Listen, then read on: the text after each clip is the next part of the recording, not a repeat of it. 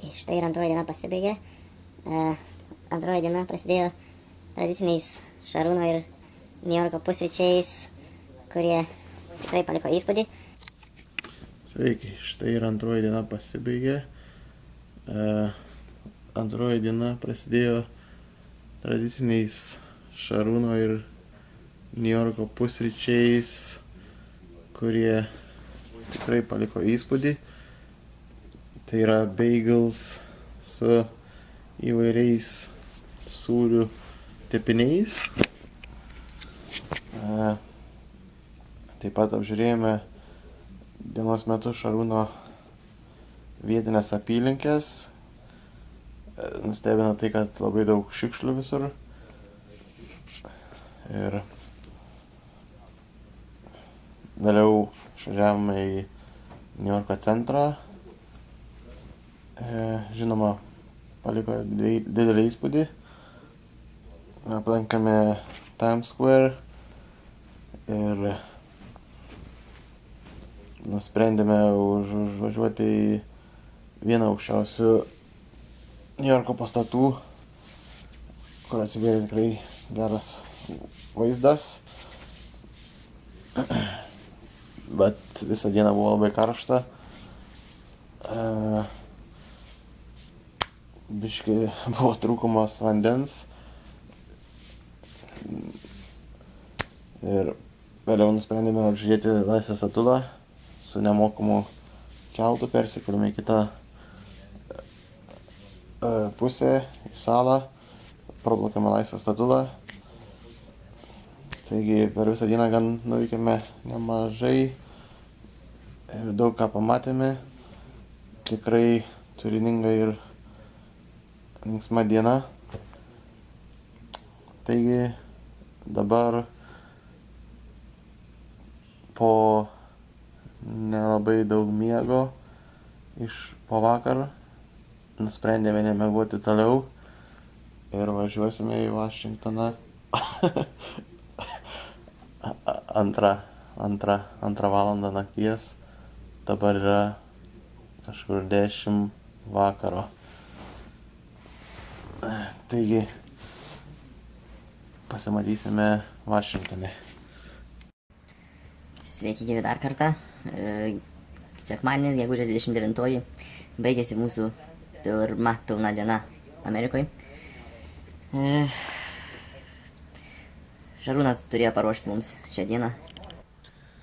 Sveiki gyvi dar kartą. Sekmadienis, gegužės 29, baigėsi mūsų pilna diena Amerikoje.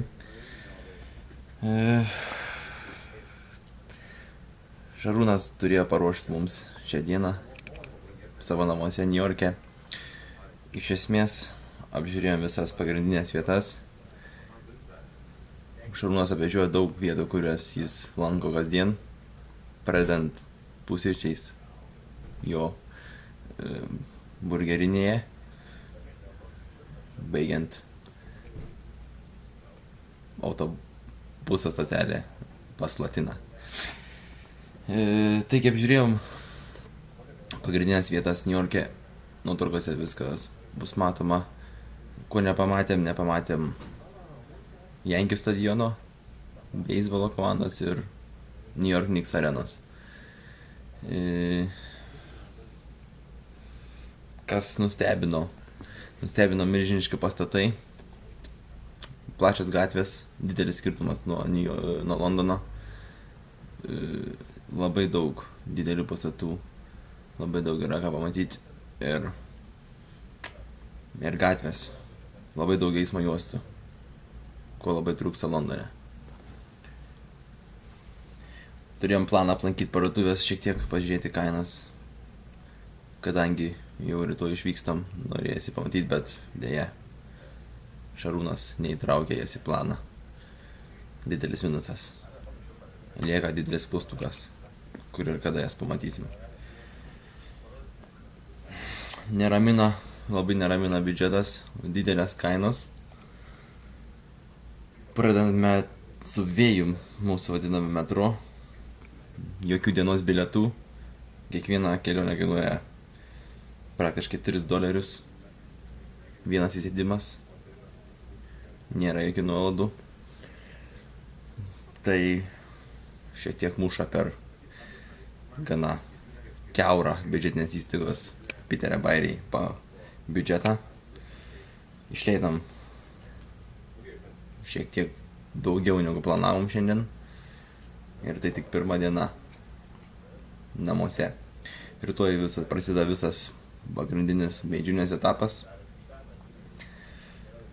Kelionė ir visi nuotykiai prasideda tik rytoj, kaip sakant. Taigi, didžiausios sėkmės. Tikėkimės viskas bus gerai. Nuovargis kankino nuo praeitos nakties, kadangi praeitą naktį miegojom vos kelias valandas. Atsikėlėm anksti, turėjom labai įtemptą dieną, daug vaikščiojom, daug keliavom ir daug ką pamatėm, bet miego trūkumas pradėjo reikštis į antrą dienos pusę. Turėjom planą pamiegoti šiandien, kadangi išvykstam labai anksti šią naktį. Mūsų traukinys 3 AM, turim išeiti iš namų 1:30. Bet, kadangi Piterio nariai yra stiprus, nusprendėm, kad šią naktį ir vėl nemiegosim. Bus matyt, ar tai pasiteisins. Rytoj laukia Vašingtonas.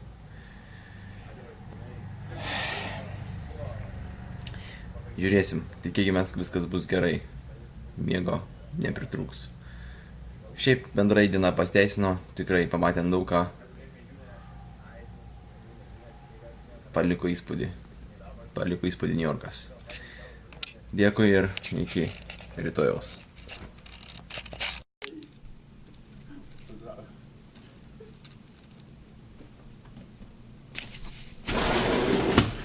Striga. Palauk dabar. Palauk. Butelys. Sveiki. Na tai mano bus blogas numeris 2. Pradėjom Meidžiūnę. Šįkart, manau, blogas bus ilgesnis, nes jau, kaip sakyt, iš tikrųjų Meidžiūnė prasidės šią naktį. Šią naktį mes išvykstam, pradedam judėti tikslo link ir tiesiog matysim, kaip mes galim įveikti kliūtis, nes tikrai, manau, jų bus ir ne viena, kaip mes galim susidoroti su nesklandumais ir aš tikiu, kad mes pasieksim tikslą, nes esmė, kad mes nepasiduosim ir pasieksim Miami. Bet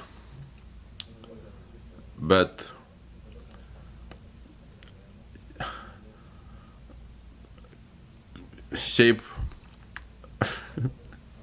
biškį aš jau paėmęs, bet nesvarbu. Kas nutiko šiandien, šiaip, kad įtraukti į istoriją, tai atvyko šiandien, jie atvyko vakar ir šiandien aplankėm Niujorką. Tai kas man patiko, tai mes pakilom on Rockefeller Center ir ten galima buvo apžiūrėti visą Niujorką. Tai labai paliko didelį įspūdį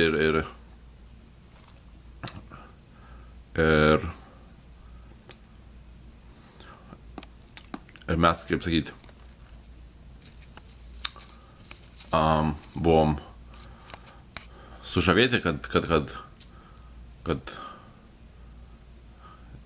tokia panorama atsiveria. Bet man, kaip sakyt, visi tie Niujorkai ir kelionės, kaip sakyt, esmė yra draugai, kad pabūt kartu ir kad tiesiog palaikyti vienas kitą judant į priekį, nes, nu kaip, suprantu, yra lengviau įdėti tikslo link, kai esi ne vienas ir kai turi draugus ar kompadres, į kuriuos gali atsiremti ir mes, kaip sakyti, esam vienodo amžiaus ir esam įklimpę į tą patį šūdą, taip sakant, ir čia mūsų, kaip sakyti, viena